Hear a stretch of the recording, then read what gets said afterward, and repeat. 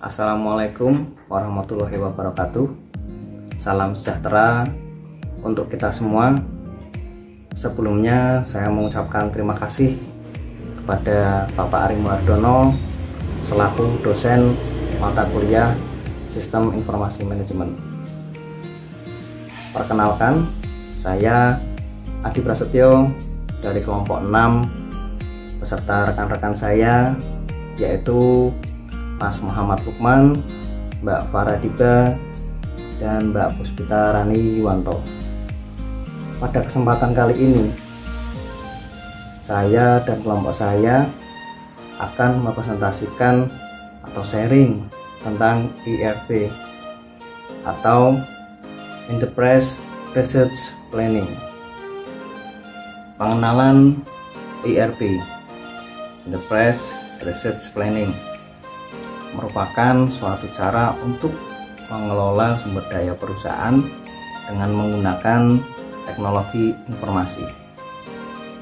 Penggunaan sistem ERP dilengkapi dengan hardware dan software untuk mengkoordinasi dan mengintegrasikan data informasi pada setiap area bisnis proses untuk menghasilkan pengambilan keputusan yang cepat karena menyediakan analisa dan laporan keuangan yang cepat, laporan penjualan yang on time, laporan produksi, dan inventory. Untuk slide selanjutnya akan dijelaskan oleh rekan saya, Mas Lukman. Silakan. Di sini saya akan melanjutkan dari penjelasan Mas Adi.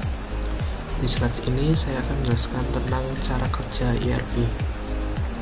Cara kerja ERP yaitu mengumpulkan informasi tentang aktivitas dan keadaan divisi yang berbeda, membuat informasi ini tersedia untuk bagian lain, di mana ia dapat digunakan secara produktif.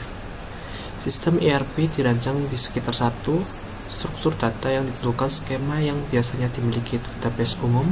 Aplikasi ERP juga memungkinkan departemen yang berbeda untuk berkomunikasi dan berbagi informasi dengan lebih mudah dengan seluruh perusahaan. Nah, pada slide selanjutnya ini saya akan menjelaskan tentang fungsi sistem ERP. Fungsi sistem ERP ada beberapa fungsi. Yang pertama yaitu integritas antar departemen.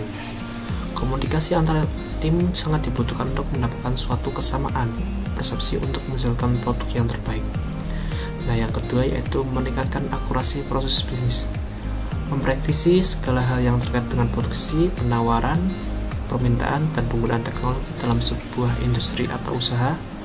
Perkiraan ini pada akhirnya akan digunakan oleh perusahaan maupun pihak manajemen operasional untuk membuat perencanaan terkait kegiatan usaha dalam beberapa periode tertentu.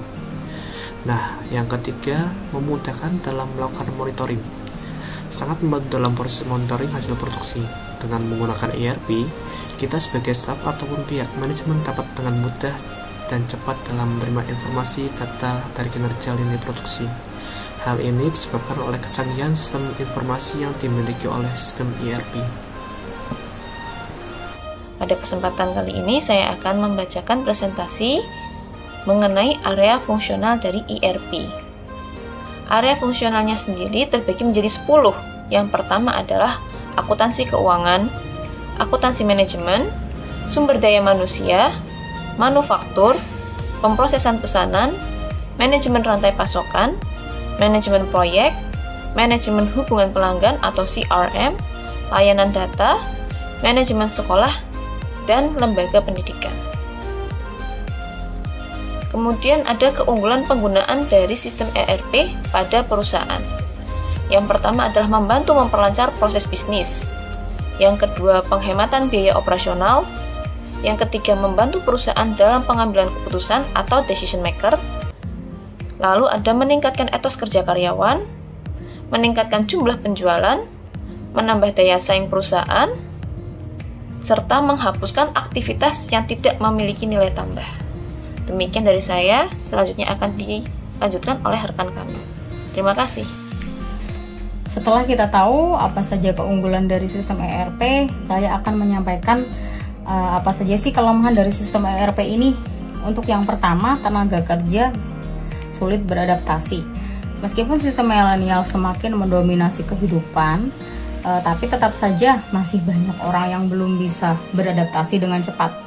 Karena sistem ERP ini menuntut para penggunanya untuk mengoperasikan sistem secara digital. Kemudian yang kedua, itu sistem menjadi lebih rumit.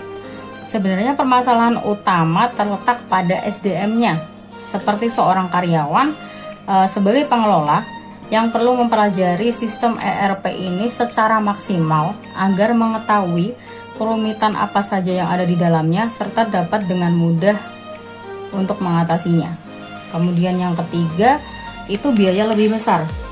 Memang tidak dapat dipungkiri bahwa produksi software ini mampu mengurangi tenaga kerja dan menggantikannya secara otomatis, sehingga mampu menekan biaya operasional.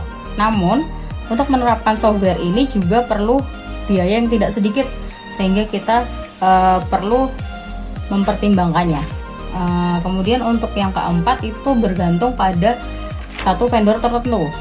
Kelemahan terakhir tersebut adalah vendor yang dimaksud tidak boleh berganti karena memerlukan penerapan yang sangat lama. Akibatnya tidak bisa terjadi pembaruan secara berkala. Kesimpulannya, sistem ERP adalah suatu sistem yang mengkoordinasi dan mengatur data, proses bisnis, dan sumber daya yang ada dalam suatu perusahaan.